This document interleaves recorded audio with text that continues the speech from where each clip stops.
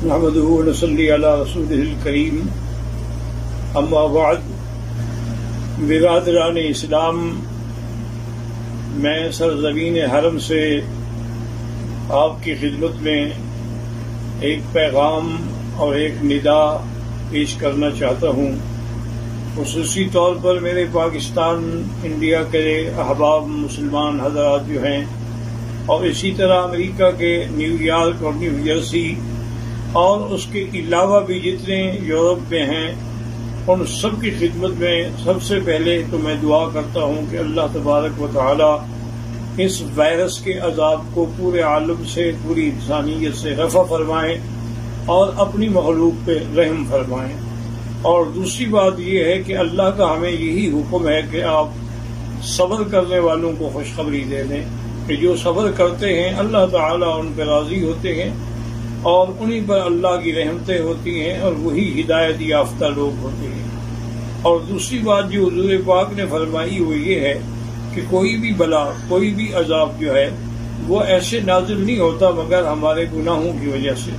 تو جب ایک گناہ انفرادی ہوتا ہے اور ایک گناہ اجتماعی ہوتا ہے کہ جب دنیا کے اکثر لوگ جو ہے وہ فحاشی میں اور یعنی میں بے حیائی میں مبتلا ہو جائیں، تو پھر اس قسم کے عذاب بھی عمومی آتے ہیں. اور کبھی لوگوں پر ظلم کرنے کی وجہ سے بھی عذاب آتا ہے. میں اپنے تمام مسلمان بھائیوں سے اپیل کرتا ہوں کہ وہ گھبرائیں نہیں بلکہ اللہ کی طرف رجوع کریں، اور ہر مسلمان 2 رکعت نماز پڑھ کے، کیونکہ یہی میرے آقا کا عمل تھا کہ اذا حضبہ امر بادر الی الصلاۃ، جب آپ کو کوئی مشکل پیش آتی تو فوراً آپ نماز پڑھتے، اور اس کے ساتھ ایک تسبیح درود شریف، درود ابراہیمی جو نماز میں پڑھا جاتا ہے، اور ایک تسبیح یا حی یا قیوم برحمتک استغیث، اور 3 تسبیح لا الہ الا انت سبحانک انی کنت من الظالمین. یہ اگر آپ پڑھتے رہیں گے تو انشاءاللہ ساری دنیا سے بھی یہ عذاب ٹل جائے گا اور آپ پر بھی کبھی یہ عذاب نازل نہیں ہوگا. اسی طرح ہر مسلمان 7 دفعہ سورۃ فاتحہ اور 7 دفعہ آیت الکرسی پڑھ کے اپنے بچوں پہ، اپنے گھر پہ سب پہ دم کرے تو پورا گھرانہ جو ہے وہ محفوظ رہے گا انشاءاللہ، اور اسے کسی قسم کی تکلیف نہیں ہوگی. اور دوسری بات جس نے مجھے یہ پیغام دینے پر مجبور کیا وہ یہ ہے کہ مجھے یہ بڑی باوثوق ذریعے سے خبر پہنچی ہے، مسلمان مرنے کے بعد نعوذ باللہ اپنے مردوں کو اسلامی طور پر دفن کرنے کے بجائے کافروں کے حوالے کر دیتے ہیں. اور اسی طرح نیو یارک اور نیو جرسی میں بھی مسلمانوں کے بجائے کافروں کو میت سپرد کر دی جاتی ہے، اس خوف سے کہ یہ اس کے جراثیم ہمیں نہ لگ جائیں. حالانکہ ادارہ صحت انٹرنیشنل لیول پہ رپورٹ دے چکا ہے کہ مرنے کے بعد اس کا کوئی کسی قسم کا وہ تعدی نہیں ہوتی، کسی دوسرے پر اس کے اثرات قطعاً نہیں ہوتے ہیں. تو آپ لوگ اپنے مسلمان مراکز سے رجوع کریں اور کافروں کو اپنی میتیں دے کر اپنی اور اپنے مذہب کی اور اپنے اسلام کی ہرگز توہین نہ کریں. اور آخر میں دعا کرتا ہوں کہ اللہ تبارک و تعالی تمام عالم انسانیت سے یہ عذاب رفع فرما دیں.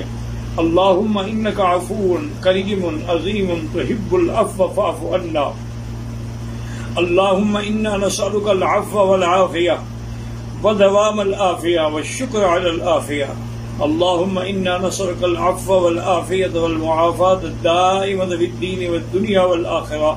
اللهم إنا نعوذ بك عن البرص والجنون والجذام وعن سيء الأسقام.